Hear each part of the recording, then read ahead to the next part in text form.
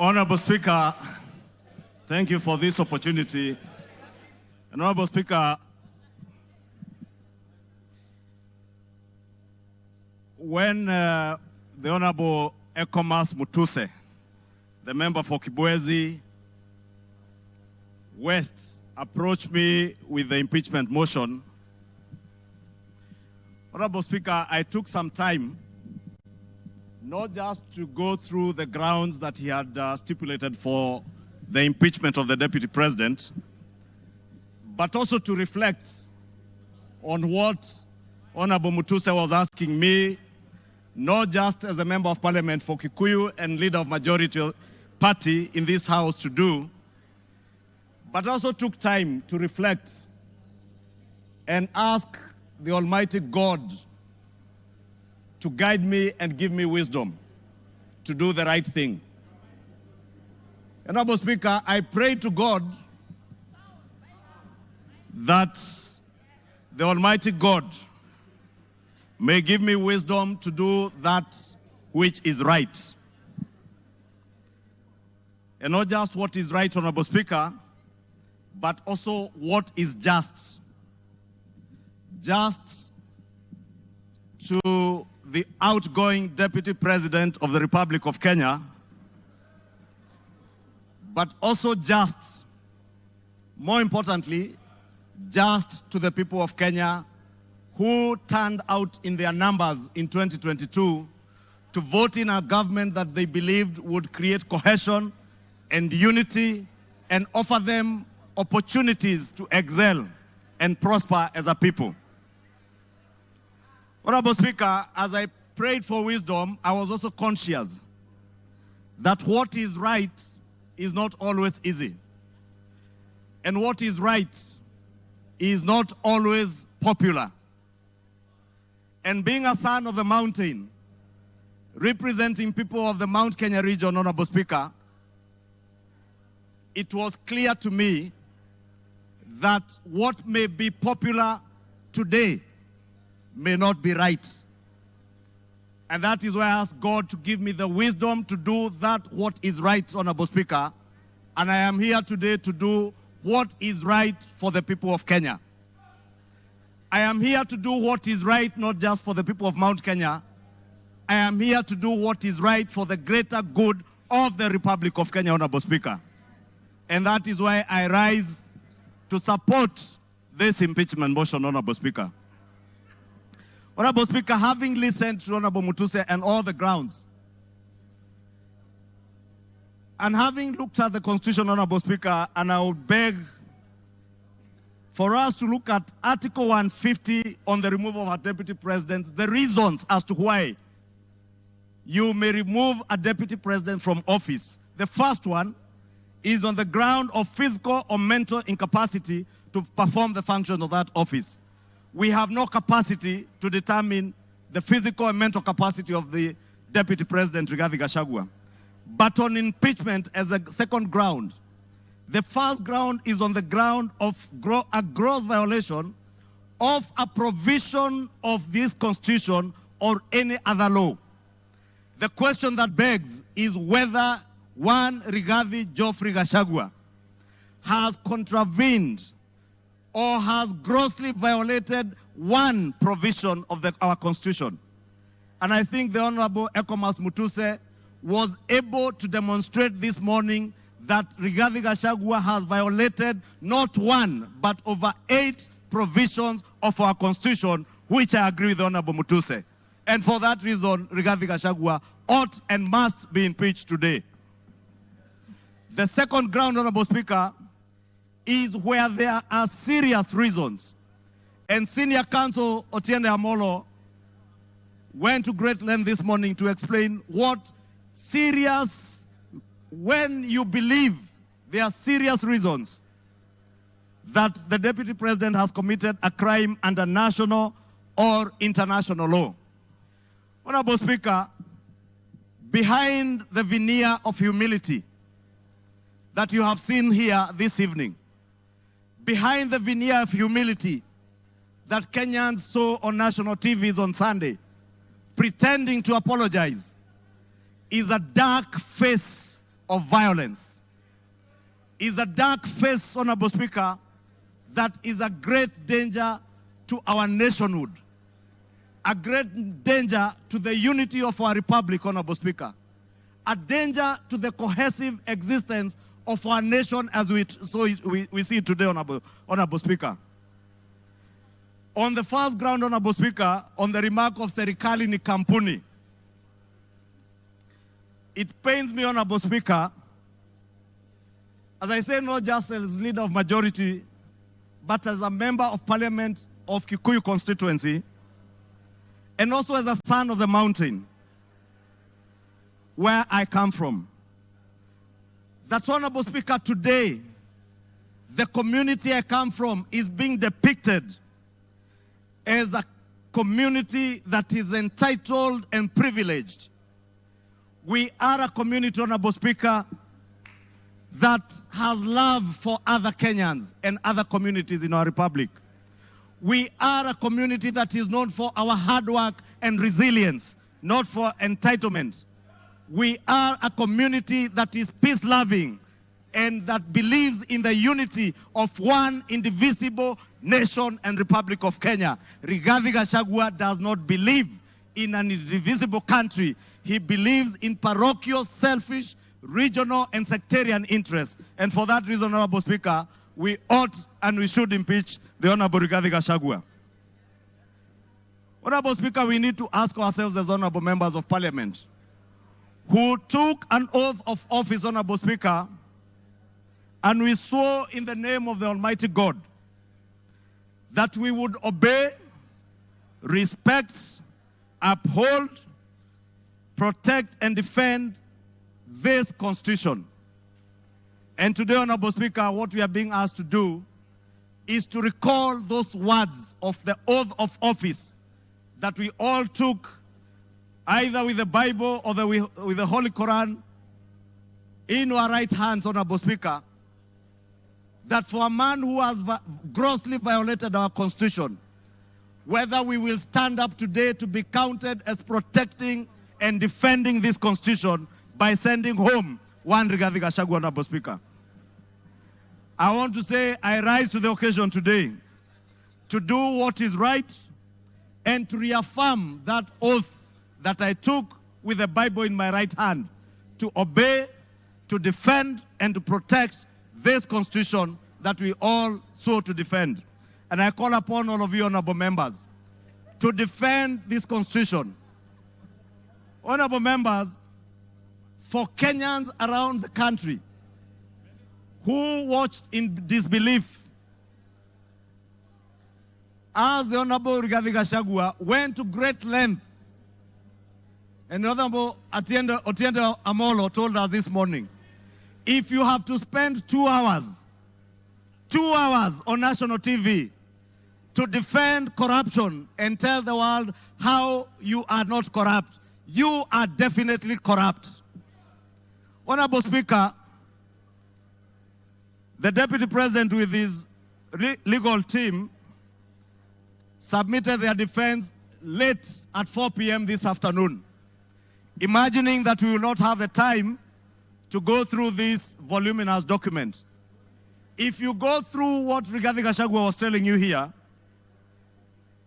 on Olive Garden Hotel, he claims that this hotel was sold by executors to a third party. Honorable Speaker, if you peruse through the documents, the third party that is said to have bought this hotel, Honorable Speaker, and allow me, Honorable Speaker, first to tell you that the joint executors of the will of the late Governor Nderitu Gachagua were Rigathi Gachagua, Advocate Njoroge Regeru, and one Mr. Mwai, who was said to have been his great friend, Mwai Madhenge. And Honorable Speaker, if you read the report filed in court by the joint will executors, filed on the 27th of June this year, it says in the report that the joint will executors will make decisions independently of the beneficiaries and without influence from any beneficiary. except for one who is both a beneficiary and an executor. The joint will executors does not have the same attributes and mandates as for trustees, where beneficiaries would play a part assisting in decision-making. What this is saying, Honorable Speaker, a document filed in court, is that Rigathi Gachagua, as a joint will executor, was also a beneficiary of the estate of his late brother. He was not only a joint will executor, he was also a beneficiary, and he was also a purchaser for value of the estate of his late brother. Olive Gardens is said to have been sold to one gentleman that many of us know, the Honorable Gishimu Givenji, the member for Gishugu, will tell you that the gentleman who is listed here as a purchaser for value for Olive Gardens, one Peterson Jomo Mushira, was a candidate in Gishugu constituency. He is a direct proxy of one Rigathi Geoffrey Gachagua. And Honorable Speaker, I must confess, and I am sorry to my friend Peterson because I know him. I just called him this afternoon when I saw this document. And I asked him whether TM Civil Engineering Limited is his company, and he confirmed to me it is indeed his company. I therefore want to tell you Olive Gardens was purchased through the proxy of Peterson Jomo Mushira with 0 shares and TM Civil Engineering Limited with 6,000 shares.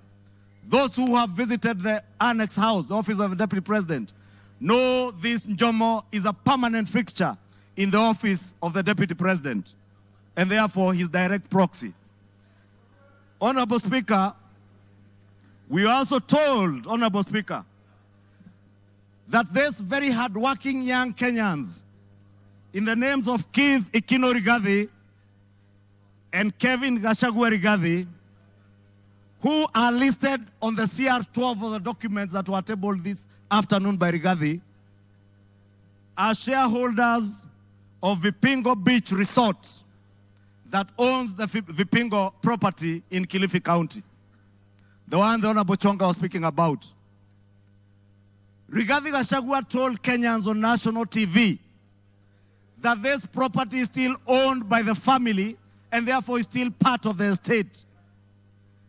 Keith Ikino and Kevin Gachagua, his sons, were not joint will executors of the estate of Nderito Gachagua.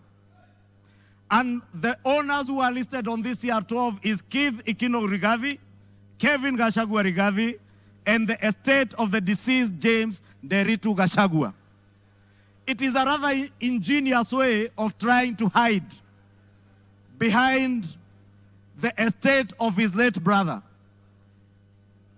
And how shameful, Honorable Speaker, that the Deputy President of the Republic of Kenya would hide behind the veil of the estate of his late brother to disguise what is outright proceeds of crime, because he is a purchaser of this property, and that is why his 2 sons are listed as directors and shareholders of Vipingo Ridge, of Vipingo Beach Resort. But he was on national TV telling Kenyans, this is a property that belongs to the family, and we have decided to keep it. This is a House of Records, Honorable Speaker, and it is good we gave the Honorable Rigathi Gachagua an opportunity to be heard so that we can expose his lies in broad daylight or this early in the evening. And I want to tell Kenyans and all of you members, save this country from this dark face, Honorable Speaker, honorable members. Save this country, Honorable Speaker. Honorable Speaker, because of time, I know there was alluding, Honorable Speaker, if you look at the time this company, Vipingo Beach Resort, was formed, it was founded on 5th August 2008. I would guess if Keith Gachagua is 31 years old today, At the time this company was registered, he was only 15 years old or 14 years old. He cannot have been listed as a director. His younger brother must have been 12 or 13. For heaven's sake, Deputy President, give some credit. Honorable Speaker, we also had the issue of shareholding, Honorable Speaker. And we were told that in our coalition agreement, Honorable Speaker, and you are then the leader of Ford Kenya, and you know you never subscribed to shareholding in our coalition agreements within Kenya Kwanza. Anybody who subscribed to the Kenya Kwanza coalition was subscribing not to shares, but to an ideology, a shared ideology, not shareholding, as Rigathi Gachagua wants Kenyans to believe. Honorable Speaker, let me finish by saying, Honorable Speaker, that the mountain is intact. The mountain is intact. The mountain is intact. The mountain is intact. The mountain is named after Kenya because it belongs to all the people of Kenya. We must end ethnic balkanization.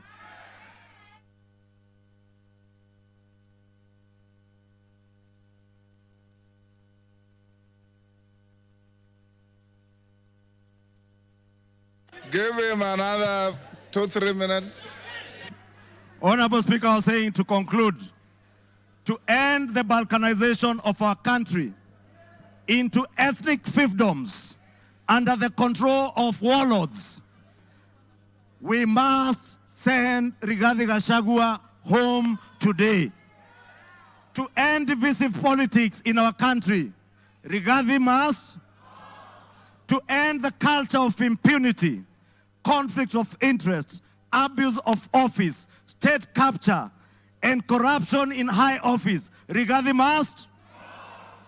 For accountability, for there to be integrity in the political governance of our country, Rigathi Gachagua must. For leaders in high office to bear policy and political responsibility, Rigathi Gachagua must.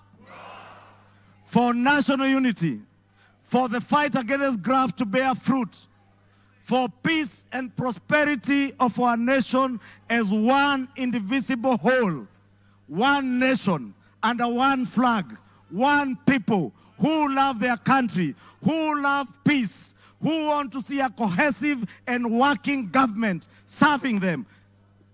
Rigathi must. Rigathi must. I submit, Rigathi must go.